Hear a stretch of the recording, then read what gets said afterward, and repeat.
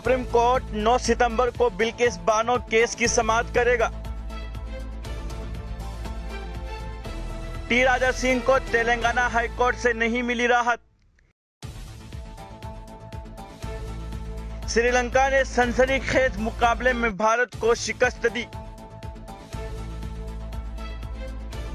नोएडा में सोनाली फोगाट के फ्लैट पर पहुंची गोवा पुलिस।